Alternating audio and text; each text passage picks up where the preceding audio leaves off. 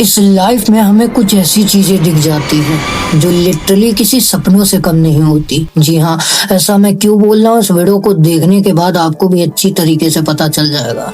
नमस्कार दोस्तों, स्वागत करता हूँ अपने चैनल हॉरर सत्या पर।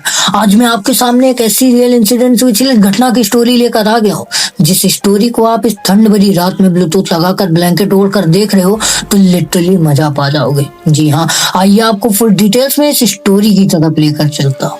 दरअसल 2019 एक सोनू नाम का लड़का रहता था जो एक गार्ड की नौकरी करता था एक बहुत पुरानी सी बिल्डिंग में। दरअसल सोनू का जितना भी घर चलता था, जितने भी इसके घर में पालन पोषण होते थे, सब ये गार्ड से ही, मतलब ये गार्ड की नौकरी से ही करता था। इसके सिवा ये और कुछ नहीं करता था। वही 12 घंटे की जॉब होती थी और ये नाइट शिफ्ट में रहता था। रात को वही 7-8 बजे से लेकर मॉर्निंग में वही 7-8 बजे तक 12 घंटे की शिफ्ट। समझ सकते हो आप कितना मुश्किल होता है। और नाइट की टाइम पे तो ये काफी ज्यादा और टफ हो जाता है, क्योंकि दिन में तो हमें बहुत लोग मिल जाते हैं जिससे हम बात कर कर अपना टाइम पास कर सकते हैं, लेकिन रात में हमारे पास सिर्फ फोन के सिवा और कुछ भी नहीं होता। अब आपको बिल्डिंग के बारे में बताता हूँ। दरअसल ये बिल्डिंग बहुत पुरानी थी और ये बिल्डिंग के नीचे एक बहुत पुराना सा बेसमेंट था। लिटरली ये बेसमेंट इतना ज्यादा पुराना था कि इसके अंदर लिटरली बहुत पहले बहुत पुराने लोग जाते थे। इस बिल्डिंग के बेसमेंट को बिल्कुल ही बंद कर दिया गया था, बाहर से lock, full to full lock रहता था। और ये बात सोनू अच्छी तरीके से नोटिस कर रहा था जब से वो आया था। लिटरली वो आज तक उस बेसमेंट की तरफ नहीं गया था। वो सीढ़ी तक तो गया था देखने के, हाँ अंदर दरवाजा लगा हुआ है, क्योंकि भाई वो गार्ड करता है, उसका काम होता है कि सब कुछ देखना, कोई चोर उचक्का ना घुस जाए। तो ऐसे ही ये सब कुछ नोटिस करता रहता था। और वो बेसमेंट लिटरली सालों से बंद था, उसमें कोई जाता नहीं था। लेकिन एक रात सोनू अपना फोन चला रहा था। टाइम करीबन हो रहा था 2:30 या 40, 3 बजने ही वाले थे। लिटरली जब ये अपना फोन चलाकर टाइम पास कर रहा था, तभी इसको वही बेसमेंट से बहुत जोर सी दस्तक सुनाई देती है। धाड़ धाड़ धाड़ ऐसा इसको सुनाई देता है। ये चौंक उठता है कि अरे बेसमेंट तो कोई जाता भी नहीं, बेसमेंट तो हमेशा बंद रहता है। कोई चोर उचक्का पहुंच गया क्या, वहां पे तोड़ फोड़ कर रहा है, ऐसा इसको लगता है। ये अपनी तुरंत टॉर्च उठाता है और बेसमेंट की तरफ चलने लगता है। अब बेसमेंट में लिटरली इतना ज्यादा अंधेरा था कि टॉर्च की रोशनी भी बहुत कम पड़ रही थी। टॉर्च की रोशनी लिटरली जनाई तक नहीं दे रही थी। ये सीढ़ी उतरते ही जा रहा था और चिल्ला रहा था, पूछ रहा था कौन है, कोई है क्या कोई यहाँ पर, ऐसा चिल्लाते हुए नीचे उतर रहा था। लिटरली ये दरवाजे के पास पहुंच गया। उतरते वहां पर सिर्फ और सिर्फ एक ताला लगा हुआ था। ये देखता है, ये सोचने लगता है अरे यहाँ तो कोई भी नहीं है, तो ये आवाज कहाँ से आई थी। इसके अंदर तो लिटरली कोई जा भी नहीं सकता, इसके अंदर से तो आवाज आ ही नहीं सकती।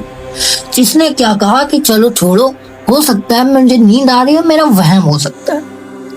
इसने ऐसा करके इसको फुल टू फुल इग्नोर कर दिया। जैसे ये पलट के अपने घर की तरफ, मतलब ऊपर की तरफ जाने लगा, तभी जैसे 1-2 सीढ़ी चढ़ता है, लिटरली उस दरवाजे से इसको एक बहुत डूबी हुई, एकदम दबी हुई सी और रोती हुई सी आवाज सुनाई देती है, मुझे निकालो, यहाँ बहुत अंधेरा है, मुझे बाहर निकालो। लिटरली ये आवाज सुनकर इसका खून जम सा गया।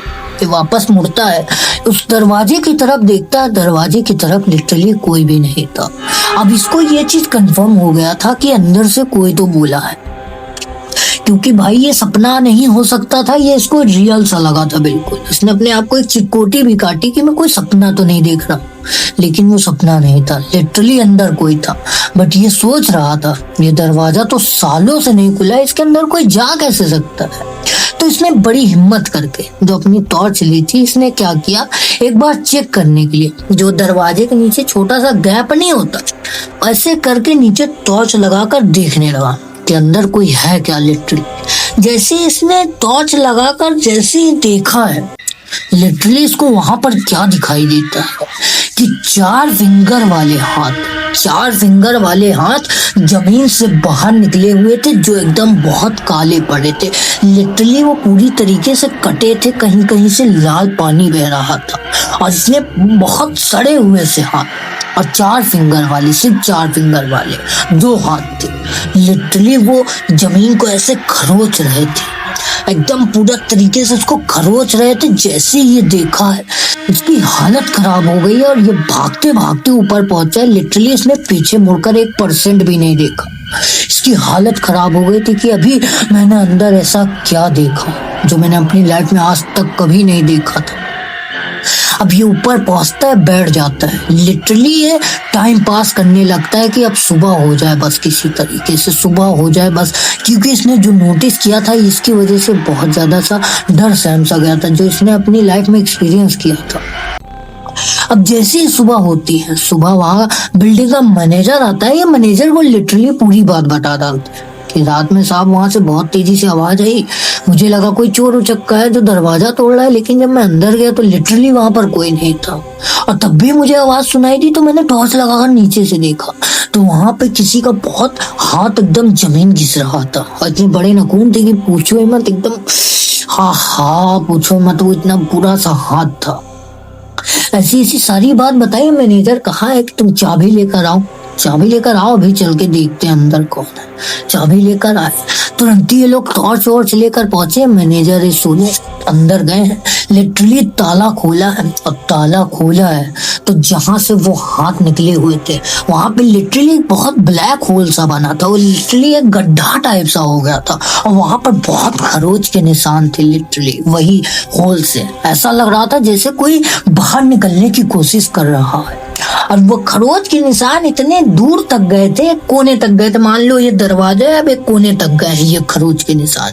अब इसी खरोच के निशान को ये लोग फॉलो करते करते करते करते एक कोने पर पहुंच गए और वहां पे इन्हें क्या मिलता है, एक बहुत पुराना सा, एक बच्ची का टूटा हुआ सा पायल।